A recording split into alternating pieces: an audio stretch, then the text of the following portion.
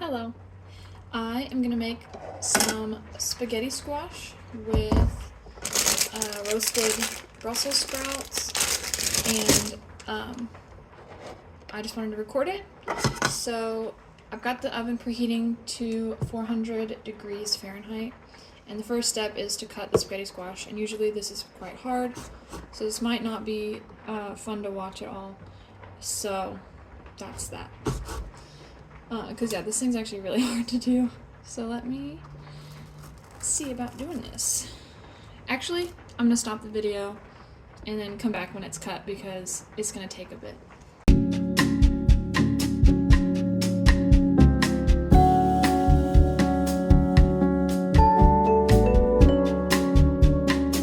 Okay, so it's done. I did it a little bit maybe more aggressive. Like I actually don't know if this is like fully ripe or something, because I know that it's hard to cut these things, but that was pretty hard. And so I accidentally broke a chunk off. I don't know if you can, yeah, you can see it. You can see it. So the next step, once you cut it in half, is scoop out the innards, which is always fun. So I'm gonna do a time lapse of that as well.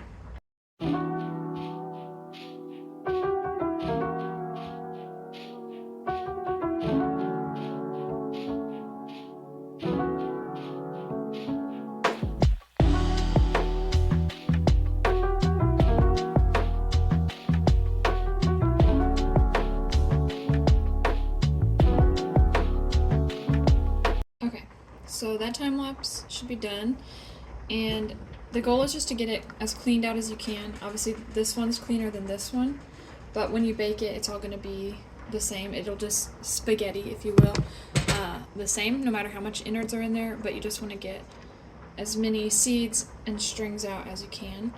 So the next step is to I'm going to put this in the pan. I just have like a big sheet pan here, and I'm going to put it face up first on the pan, and then typically you use oil to pour over the top or like brush over the top, but I have some chicken broth left over that I wanted to use. I'm going to use this as the liquid, shaking it off camera, and I'm just going to put a little bit of this inside each one because they look like bowls, so I will show you that. Okay, I just cleaned my workstation, so I brought the pan in front of me, and I'm just going to pour this on top of them. I don't know, maybe 2 or 3 tablespoons, and then I'm just going to, because like I said, it's a bowl, you just kind of swivel it around, because you just want liquid in here so that this doesn't dry out, and it's going to sort of absorb. I'm sorry, I can't get a good angle of this, but it's just going to sit in there, soak in a little bit. So you want that to go all in there. And then, rinsing off my hands. I have this spice seasoning. It's called, I don't know if you can see it clearly. It's backwards too, but it's called jadalimi, or jadalimi. I forget, I should ask my aunt how to pronounce it, but it's a secret spice mixture that my past uncle made, and it tastes really good. I really don't know what's in it. I just know it's a really good blend of spices. He was a really good cook. So I'm going to put this all on top of the squash. Again, you can just use salt or pepper. That's, I guess, like the typical way, but I like this jadalimi, and I want to get a good amount because spaghetti squash on its own obviously it just tastes like squash, and I want it to be like a pasta substitute, so I want some pretty good flavor. So here is the amount. Oh, there goes the chicken broth. I don't know if you can see how much is on there, but just a good amount. The next step is to, oh wait, sea salt. I like salt, so I'm going to put some sea salt over top of it as well. Just a little bit. I don't want that much salt, but again, it's just going to taste like squash if you don't put salt. This just makes it taste better. So I'm going to flip it upside down. It's okay if the chicken broth spills out, that's totally okay. Flip it upside down, and now the next step is to fork it. on the back. Again, this is hard because these things are really hard. So I'm just gonna take a fork and stab it, but I will not make you watch that. Okay, so I just forked it. You can see those. It's just, there's not like, 16 fork holes per squash. It's just however many you think. I think this is just to let air flow through better so it cooks more evenly through the squash, because it's going to be in the oven for about 35-40 minutes. So now that has been forked, is the proper term for that, I'm going to cut all these in half long ways, so vertically cut them down in half. And once I get them cut in half, I'm going to put them on the pan, but I will show you the Brussels sprouts once I get them all cut.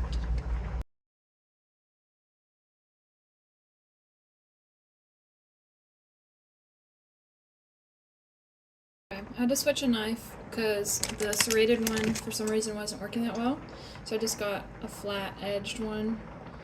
And again, just cutting them vertically that way. So I'm just going to do, this bag, by the way, is 16 ounces. So I'm going to do the whole bag, having them vertically, and then I'll show you the next step.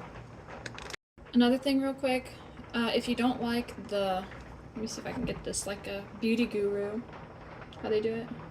Whatever. If they have like a butt, is what I call those, you can cut those off, just like one little snip, cut the butt off and set it aside. And then just go ahead cutting the rest in the same way. I guess I should explain why some people would want to cut the butt off and why some people wouldn't. In my opinion, it doesn't taste any different or really feel any different when you're eating it, especially because they're all getting baked the same way, the same amount of time. But it's kind of the same feeling as like the stem of a broccoli. And if you don't like that, then you're probably not going to like the butt of the Brussels sprout either, but it's up to your personal preference if you want to leave it on or cut it off. Also, this Brussels sprout, for example, is quite large, so I'm actually going to quarter this one. Again, personal preference. If you prefer bigger or smaller Brussels sprouts, it's up to you, but for the majority of these, I'm just having them, but you can quarter them or even eighth them if you're feeling fancy. Okay, so I just got all of the Brussels sprouts cut. Takes up the whole cutting board. So I'm just gonna put them all around the butternut squash, just sprinkle it in, and I'll give you an overview shot of what my pan looks like when I'm done. I'm just not good at getting a good angle at when I'm videoing. So here we go, sprinkling. Oh shoot, I just dropped some. So picking that up off the floor and rinsing it off. And right back on the pan. So here we go. I'm gonna just do it this way. Here we go. There's the pan. And now I'm going to put the same spices over those. Jetta-lime, whatever. It's kind of stuck in there a bit. Just gotta smack it out. For the aggressive shaking, sorry.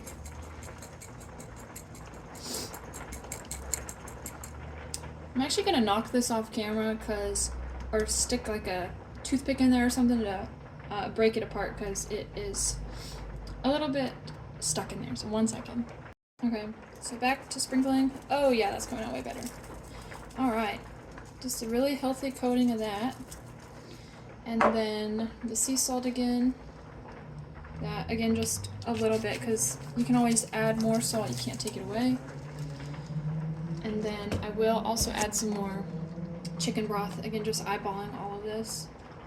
You just don't want the vegetables to dry up because, like I said, they're going to be in the oven for about 35 minutes, so it would be easy for them to get too dry. But I'm going to stop the video, give you a different view of the pan, and then I'll put it in the oven. Okay, so here is what the pan looks like before it's been baked, and I'm just going to go ahead and put that in the oven.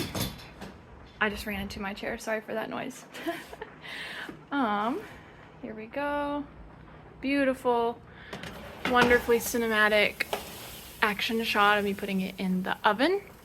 And there it will be for 35 minutes. So we'll just do that.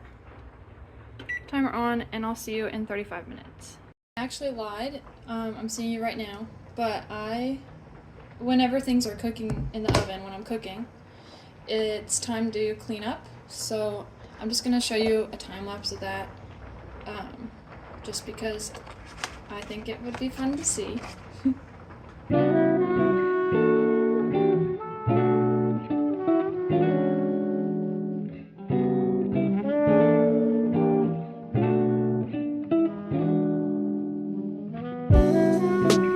This will be satisfying as well, but we're gonna do the dishes together because I think doing the dishes is so fun. And no, that's not a joke. I love doing the dishes.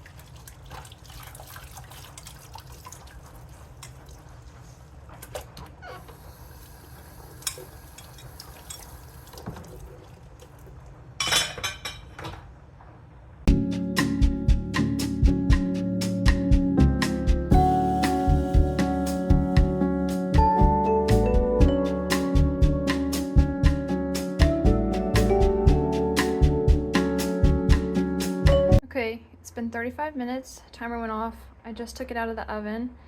I immediately am noticing that it looks like all the chicken broth is gone, which isn't necessarily a bad thing, but it does just mean that if you are following this video, add more liquid.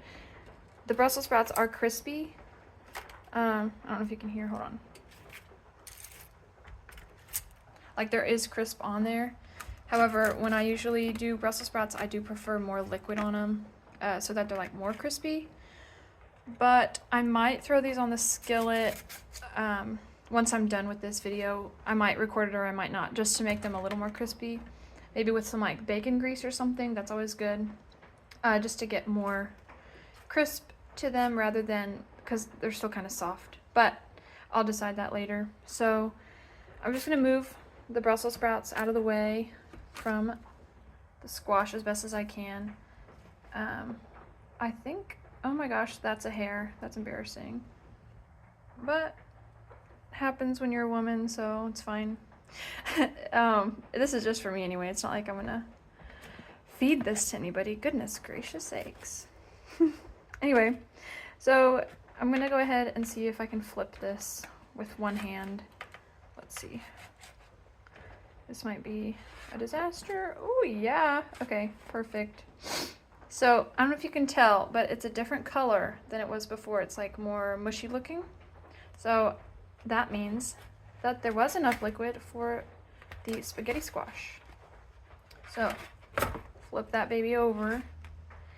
And now it's time to fork it again. So I'm going to record that from a different camera angle. Okay, hello. For the forking of this one, because it's really hot, I don't know if you can see the steam. Yeah, you can see the steam. You really just kind of want to, I've got a hot pad. I really don't know the best method for this, but you just put the fork in and just pull. And if you can see, like, it's immediately spaghettied.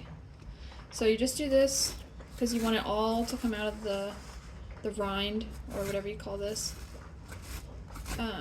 And it comes out really easily. It's so fun to do this, I think. So yeah, you're just forking it. And yeah, it's gonna come out really cleanly. Every time I've done it, I've never had problems with this step of the process. However, let me say this. If your squash is not forking very well or spaghettiing very well, it's most likely because it didn't cook long enough. So go ahead and throw it back in the oven. You can probably add more fluid on it if you want. Fluid meaning chicken broth, oil, butter, whatever you want. But yeah, just throw it in, maybe like 5 minutes at a time until it is soft enough to fork. So that was pretty quick. I'm going to grab it by the rind, and I'm just gonna like scoop it all out of the rind onto the tray like this. Scoop it out, and like I said, it can come out really cleanly. So again, just making sure you get as much out. You want to use the whole squash, not just some of it. Oh, here's another thing. If the rind does come off, which sometimes it does, you just want to make sure you remove that because it's still hard, unlike the inside of this, and it's not really fun to eat that or get that in a bite of your food. So just completely scrape it out, and you got an empty shell. And then I just put this in the trash. But I'm going to go ahead and spaghetti the other one, or the other half, and then I'll get back to you. Okay, so it has all been properly forked. I'm going to tip this up a little bit so you can see. I made a pretty substantial mound of spaghetti squash. And I'm not going to eat this right away, so what I'm going to do is put the Brussels sprouts just in a little Tupperware container, because the next step is I want this to be an alfredo spaghetti squash. So once I'm done putting these Brussels sprouts in this container, I'm going to show you the next step, which is to put the alfredo sauce on the spaghetti squash. And before I started the video this time, maybe I should start with this. I don't have a recipe when I'm making this. The only thing that I looked up was how long to cook the spaghetti squash for, because I didn't know the oven temperature or anything like that. But the Brussels sprouts and the alfredo sauce was kind of like, I just like Brussels sprouts and I like alfredo sauce, and I had it. But I didn't know if the end goal was going to have the alfredo sauce going over everything or just over the spaghetti squash. Because this could have been, in my mind, one of the ideas I had was just a one skillet meal where I put the Brussels sprouts, spaghetti squash, and alfredo sauce into one skillet and then cook them all together. Once I baked it like this, then put it in a skillet.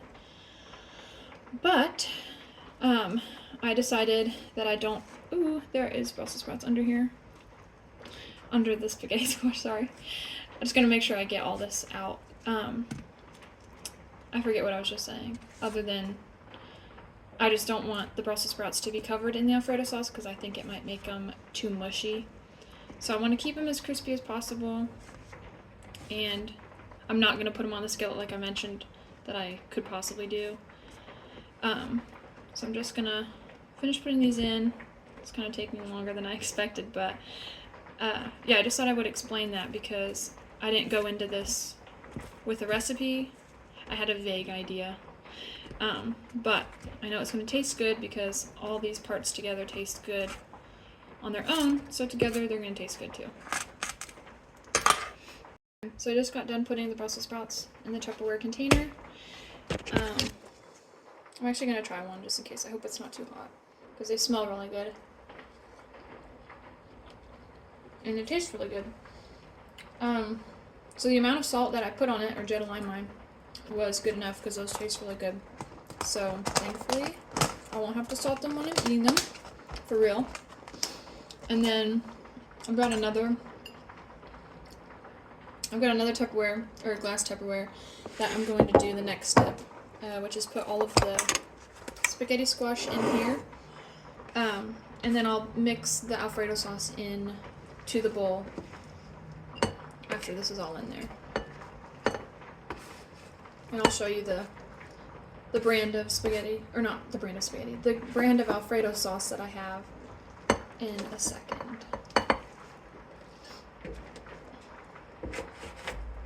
This is looking really good. I'm actually really excited to eat this, but it's only 4 o'clock right now, so I'll wait to eat this later. But okay, so spaghetti squash is in. I've got traditional Alfredo sauce, Kroger brand. So I'm just gonna open that up. Also, this is I call them a gripper. I have no idea what they're actually called. But there's just like this silicone thing. Makes opening things way easy. I'm actually just gonna put probably half of this jar in. This is a 16-ounce jar. So I'm just gonna put half in, stir it in, and then go from there. Again, like I said, I have no recipe, but we're just doing everything by eyeball, which is how I like to cook, so.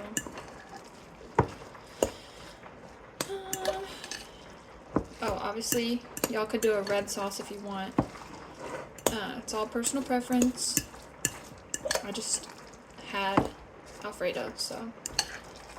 Oh yeah, half a jar is perfectly fine. They're perfectly good enough. Stirring it all in as best I can. And the good thing with this like jarred Alfredo sauce is you don't have to like cook it or anything, so that's a step that you don't have to worry about. But just keep on mixing until it's evenly coated. And then when it's time to eat this, well, I'll probably record it if I remember when I eat it for dinner tonight, but it's just like healthy serving, spoonful or two of the spaghetti squash, which is spaghettied, and then maybe a scoop or two of the Brussels sprouts like on the side. And I have turkey sausage in the fridge that I might actually fry up as well. This is a long recipe, I guess, but if you want extra protein, you can do that, or you can just have these two together and that'll be good too. But again, everything you eat is personal preference, so if you want to add meat, you can like fry it up and then like put it on top of the spaghetti squash, or you can just skip that step and, like I said, just have the two. But I'll catch you later. So I'm back for dinner, and I just put a little bit of bacon grease in the pot with the Brussels sprouts that I want. And yes, I'm just putting them in with my hand. But yeah, so I just save my bacon grease in a mason jar, and that's what I use as a grease or a fat to crisp up my Brussels sprouts a little bit, or just regular vegetables in general. It's not just for Brussels sprouts. So here I'm doing that, and I'm just gonna do that to reheat them, give them a little more crisp, and then I'll get back to you when it's all on the plate. Okay, so it's dinner time now. I just reheated it. This is what the plate looks like. Brussels sprouts, spaghetti squash with Alfredo sauce. I'm gonna take a few bites to let you know how it is. If you don't like watching people eat, skip it, because I don't really like watching it either, but whatever, it's for the video.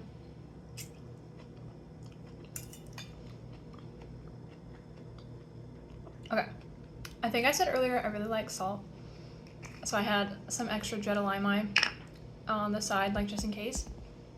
It's not flavorless, but it definitely, I just want to add some more flavor to it, so I'm just adding some more of that spice from earlier, and I'll mix that in. But it tastes really good. The Alfredo sauce is really creamy, which I love a creamy sauce on my food. Yeah, it tastes really good.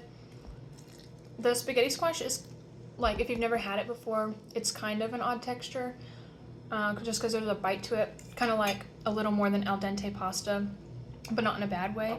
It's just, I don't know, it's just different. So it might be a little off-putting when you first try it, but the flavor's really good, and yeah, it just kind of tastes like the sauce you put on it, but a little sweet, because spaghetti squash is kind of sweet.